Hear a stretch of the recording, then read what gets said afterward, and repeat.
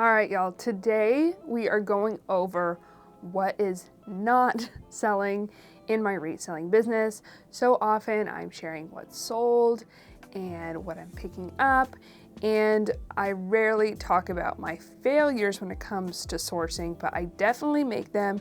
I definitely have bad buys still to this day, and I thought I would review and audit those in order to help prevent others from making the same mistakes. So today we are going to go over some of my listings that I very much regret buying and the lessons I have learned from making these mistakes. For those of y'all who don't know me, I have been reselling for I think 7 years now. I started in 2017. I went full-time shortly after that, and then for about 3 years I had multiple employees. I was sourcing mainly via liquidation, but about a year ago, I went back to being a solopreneur, no employees, moved into a smaller office space, and I've been doing it on my own since then.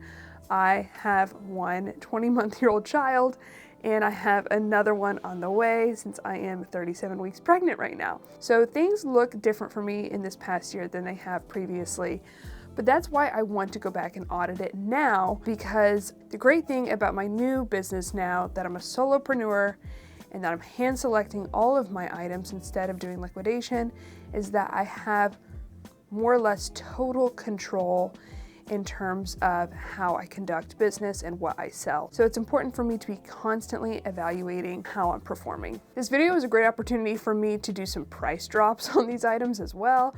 So I'm going to talk to you about a little bit about that, but really the real reason I wanted to do this video is so that we can go over these mistakes. So let's just jump into it right now. In the past 365 days, I have listed 225 items that are still sitting around and have not sold. So those are the ones I looked at for this video. All right, let's start with number 1. And it is this Eileen Fisher Viscose Stretch Ponte Knit Pencil Skirt. I purchased this at Goodwill for 83 cents. I've had it for 299 days. It has 1 like on Poshmark, it has 0 watchers on eBay, and it has 1 view in the past 30 days on eBay. So it's not getting a lot of traffic, it is not doing well at all, and the trajectory of this item looks like it may not sell. This is a really good example of an Eileen Fisher piece I would not pick up anymore. The style is okay, it's not great for Eileen Fisher, but it's not horrible. But really, the reason I would not pick this up anymore is because of the size. It is a size small. And so this is my first mistake that I want to share, and that is for more mature brands, and Eileen Fisher definitely falls within that category, avoid size extra small. That is just a rule of thumb I go off of for almost every mature brand. And when I talk about mature brands, I'm talking about brands that target just a slightly older customer base. And I love selling these brands, but definitely extra small and small is a hard sell within them. So I had it listed for $45. I just dropped the price to $29.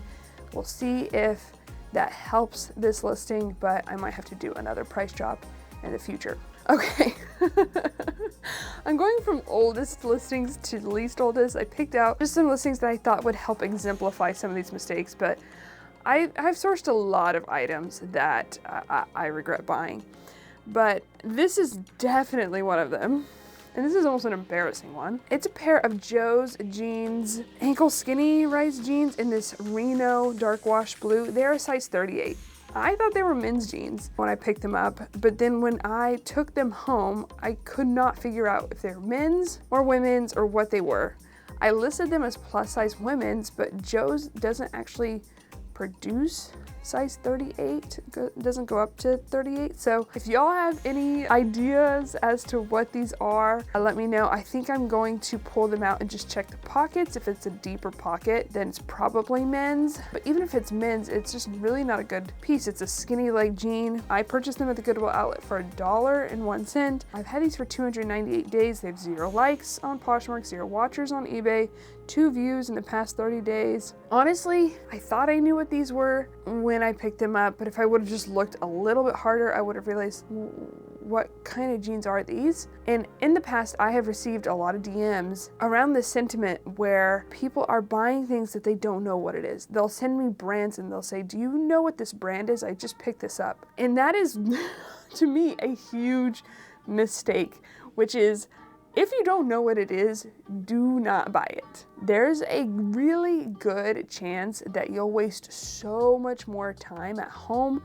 searching, Googling, DMing people like me, trying to figure out what this item is, what this brand is, rather than just doing a quick Google image search in the store or just doing a quick search on your phone. Just save yourself the trouble. And don't buy things that you don't know what they are. I know sometimes it's tempting because it's like, oh, this is a good quality, or seems like it'd be a good brand. But generally, I am a strong believer. If you don't know what it is, don't buy it. I dropped those jeans down from $30 to $15, so we'll see if someone bites, but who knows? They might just be honestly listed all wrong. Okay, this next item, oh my God, it makes me cringe thinking about it. I'm definitely going to lose money on this item. Embarrassingly enough, I think this item was actually in a thrift with me on YouTube. I'm not gonna try to find it because I don't want y'all to go witness me making this mistake. But it was a pair of Madewell skinny overalls in a size extra small. I purchased these at a regular Goodwill for $19.99. I spent $20 on these jeans. I've had them for 258 days.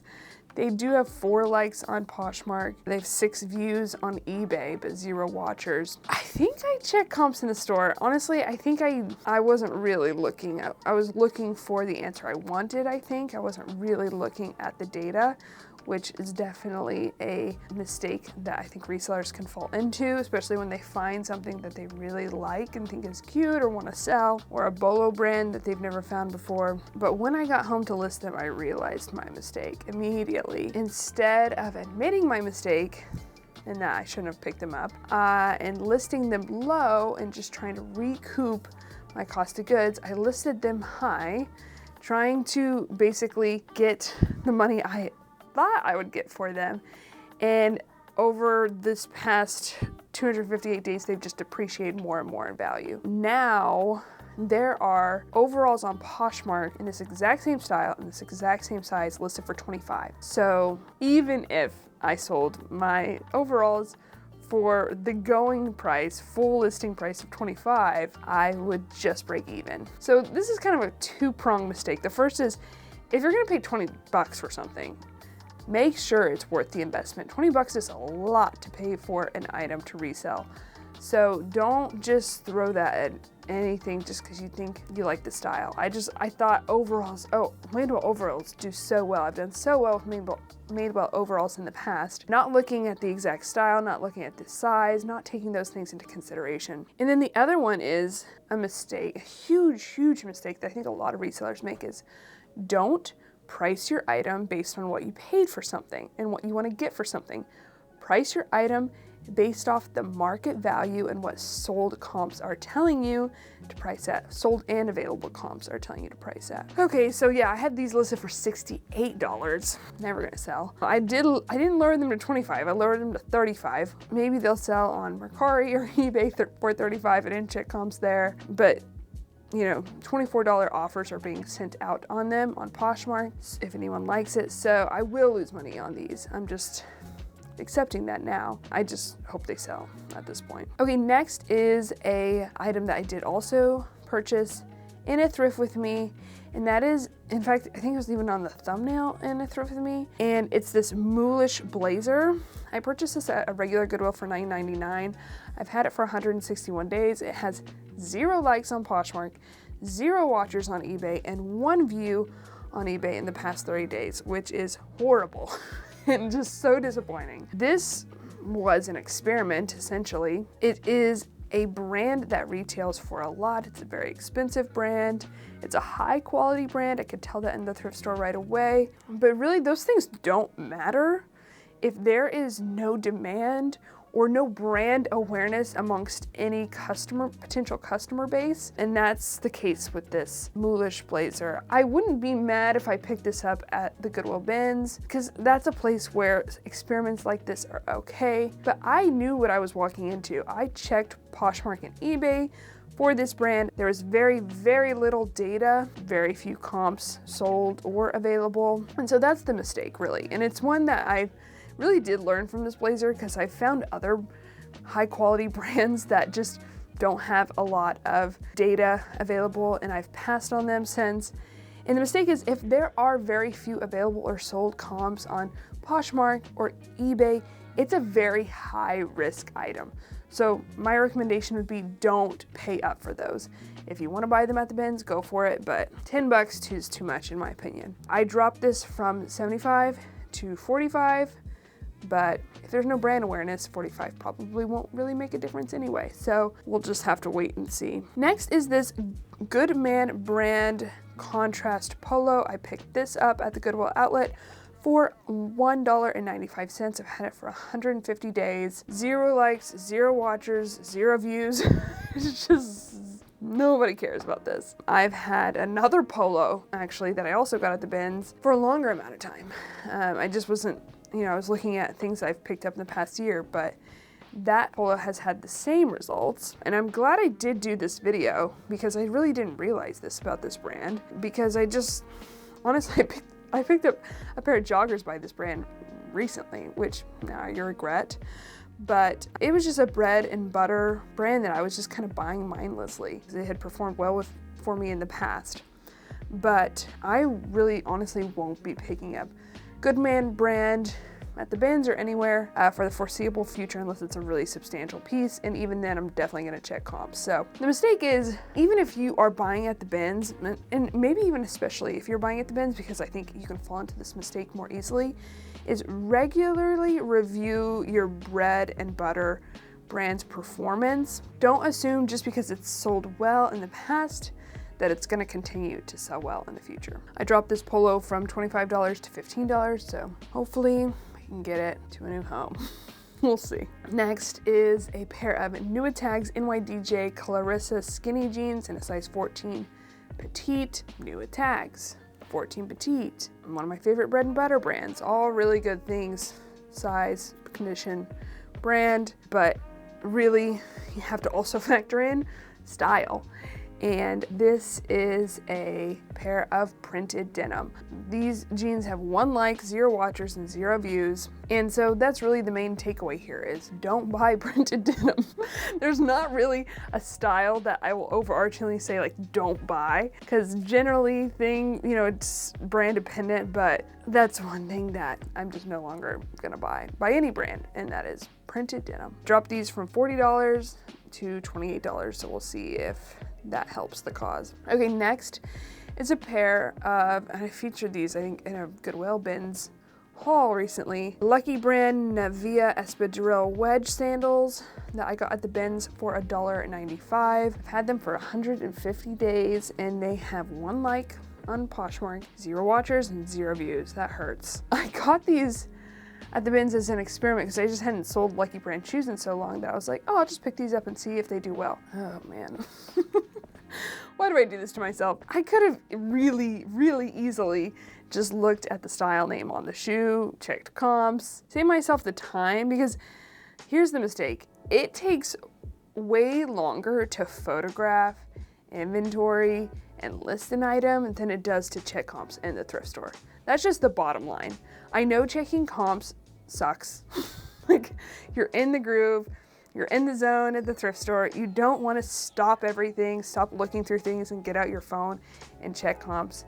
But it's the best tool you have as a reseller. If you have any inkling of doubt, or you're just not sure like I was with Lucky brand shoes, check comps. Check comps. I'm a huge, huge, huge proponent of checking comps. Sometimes at the bins, you don't have to. You sold these brands before, you sold these styles before, you can just throw it in. If there's any doubt, at the bins, at a regular Goodwill, especially if you're gonna pay up for something, check comps. It will save you time in the long run. The last item that I wanted to showcase as being a major mistake what is this J. Crew lightweight stretch poplin shirt that I got from the bins. I purchased it at the Goodwill outlet for 95 cents. I've had it for 88 days, which isn't horribly long, but it only has 1 like, has 0 watchers, and it has had 4 views in the past 30 days, but that's, you know, that's not saying much. I knew this was a bad buy. Like, as soon as I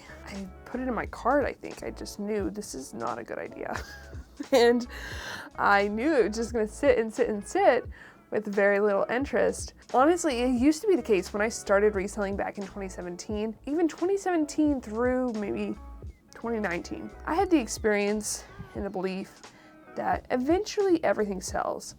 And that, yeah, really was my experience. I don't often get rid of inventory, but now in 2024, I definitely don't believe that. There are some things within some brands that will just never sell, you'll have forever, and then eventually just have to get rid of. Reselling is just way more saturated these days, especially for brands like J. Crew. I'm not saying this shirt will never sell, it could, it's not horrible, and I've only had it for 88 days, but really, the main mistake is when it comes to really highly saturated brands like J. Crew and Free People, there are certainly things that will sell, but it is really important to be incredibly selective. Even though these are good bread and butter brands for me, even though they're easy to list, it's still really, really, really important to add an extra layer of scrutiny and to make sure that you're being selective and really make sure you're putting your thinking cap on, thinking analytically, thinking strategically, and not just buying things to buy things. I dropped the price of this shirt from $25 to $15, which luckily when I do buy things at the bins, I can afford to do that. And so hopefully it will sell. But yeah, just because it's a great selling brand for you doesn't mean that every item within that brand is going to be great, especially for brands that have been around a while and have put out so many different SKUs like J. Crew and Free People, etc. Okay, well that is the video. I hope that it was helpful. It was definitely really helpful for me to sit down and do this exercise. Let me know in the comments down below what has been a bad buy that you've made in the past year, if you don't mind sharing, and what is a lesson that you've learned from it. I think that's definitely a really great way that we can all learn from one another, coming on the internet and being honest about my bad buys and horrible mistakes when it comes to sourcing. You know, I just hope that y'all get something out of it. So I am gonna go photograph this rack of clothes and I'll see y'all in the next one. Okay, love y'all. Bye.